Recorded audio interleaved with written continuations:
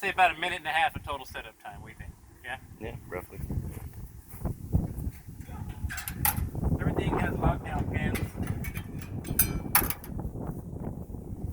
wings can lock down, everything can lock down. I've already gotten a whole bunch of feedback on this one, so I figured I'd do another video. I haven't done a video in a while. Slide out tables, went with a neon greenish color on this one. The owner is a LED light freak, so we just went with 8 pods on the roof, 8 pods on the ground. Got a 900 watt Bluetooth speaker mounted in the front.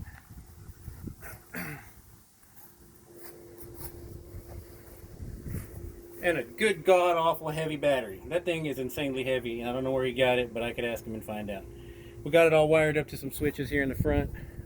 Turn your stuff on and off. Lights, they come on when you flip your switch. And then the second switch here activates your speaker. Turns on whenever you Bluetooth it. Now the important stuff. This smoker is a badass smoker. This is the very first one we've done like this. It's our basic design. And I've tried to tell people they can go wider, they can go taller, they can go longer if they want. I've got nothing standard. This basic design here was our standard 30 by 30 that you see in all my pictures, except this time we grew it to 42 inches. This customer wanted more space, more racks, so that is what we gave him.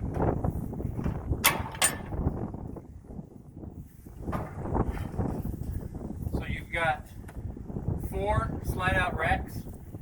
This thing's running, so it's going to be hot. I got a fire in it right now. They all slide out and lock.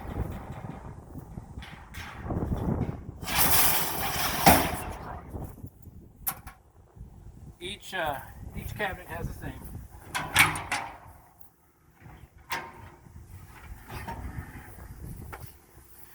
Tons of space. We figured about 80 briskets total for this unit right here. That's not including the warming box. The warmer's a warmer.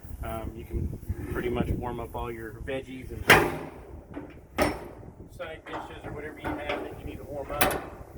It's a slow cooker if you really got a lot of time to slow cook at 175, 200. But as far as the smoker's concerned, I've had a fire in it for about 2 hours now, and we've been maintaining 250, 300 total straight across the board. Like it's even as can be. The lower racks are running 150 to 175. I've learned one thing about my units. When the tuning plate gets up to temperature is when these bottom gauges come up. So when you're running your fire and you know you've got that heat that runs underneath the reverse flow plate, it comes up to the top and it goes over that way. This of course gets hot first, and these are where you're maintaining your constant heat. But then after an hour and a half or so, these bottom racks start to come up to temp because that reverse flow plate is getting hot. Once it gets hot and everything gets up to temp, it all maintains the same temp. Now, of course, it's going to depend on your fire management too. If you want to keep a constant fire in there, that's how you get everything to stay consistent in temp. The warming box is exactly what it is. Like I say, a warming box. We can also do. It's blowing. Sorry. We can also do. More racks in here if necessary. Nothing is set in stone. If you've got an idea and you think you want to maximize more space, we can do it. That's kind of what I've been telling everybody when they call. Can you do this? Can you do that? I can do whatever you want. You just need to tell me what you want. These guys didn't have any fear of telling me what they want, and that's what they got. So, you see, look at the amount of fire I have in there. We're running the right temperatures and we barely have a fire in there.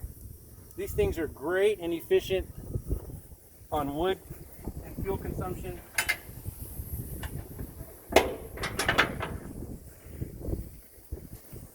They opted for a Blackstone on the back of this one. When I ordered their Blackstone, I got a deal because I order a lot of them. So they gave me the stainless one for the same price as a regular one. The way we do it is we mount everything down and we put these hold down tabs because you know these Blackstone tops, they come off. So we make sure that they're fastened down all the way around. Then you've got your drip pans and stuff. All that can be stored in the front. We get on over to the grill side here. Counterbalance doors. Open everything with these. These also slide out a lot. You look inside there, we got charcoal baskets. We can line them up however you want to. We can do a long grate in there. We can do fire grates. Most people just want a couple little charcoal baskets so they can shift them around a little bit. This can come in 2-door or single-door, big door. Some guys are starting to cook hogs on the top of these things, and they'll put a fire on one side and try to maintain that flow going like whichever direction that, they want it to. So we have the option for one big single door in these grills. Double burner here in the front. And then of course, these stainless trays, man, everybody, I got fabricators calling me asking me how to do these trays. I ain't telling you. These things here, man, they really serve a good double purpose if you're prepping your food for trying to get into the grill or the smoker side, whatever. But also if you're taking your food out and you want to serve it, you can have a line going out that way, and everything can be done right here. Maybe another little fold-out table over here to kind of enclose yourself, and it works out perfectly. I mean, everything really works out well. I maximize space on these trailers so that we can use every bit of space on the trailer. Aluminum roof so that we can keep everything light. This thing is a monster. It's like 3,500 pounds total, but we're only running about 550 pounds on the tongue, so you can tow it with anything. Seeing it, everything's custom built. We place these axles where they need to go. We don't just throw them on there and pray for the best. We actually calculate everything and make sure that those axles are where they need to be. That's pretty much about it on this one. They also wanted a generator on the front, and they wanted that longer storage area. We shock these doors so that they're easy to open and close. Locks on the front. This generator is mounted down to the tongue. We do have two different sizes tongue box. We can do this longer one here. We have a 24-inch. It stops right about there, which gives you more nose space. If you've seen any of the other videos, I've got ice cream maker on some of them. I've got a refrigerator on one of them. We can put whatever you want up here on the front. Just kind of tie everything in together. As far as shutting it down and getting out of the way, everything's just as simple to put back together. Oh, my leg. It all just packs right back in. Put your pins in so that everything will stay put while shifting or while driving. Nothing shifts around.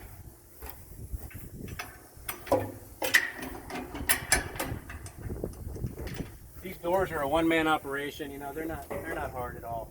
They're not heavy.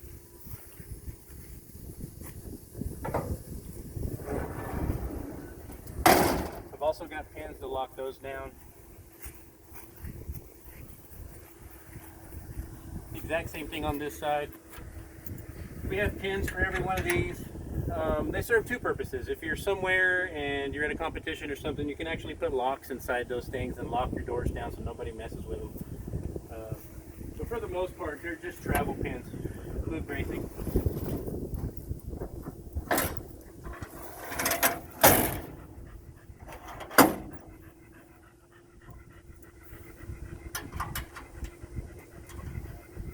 Just like that, it's ready to go.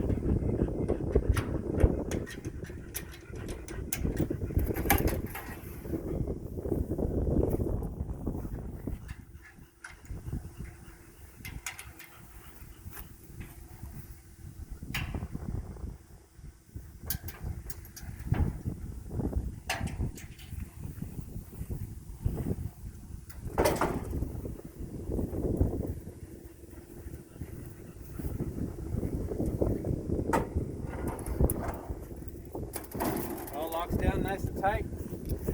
All tandem axle trailers come with LED lights, brake lights. One axle has a brake on it, and then the LED pods on the frame of the trailer, just to kind of give it that effect. You really only need one or two on there, but they look really good on the trailer. So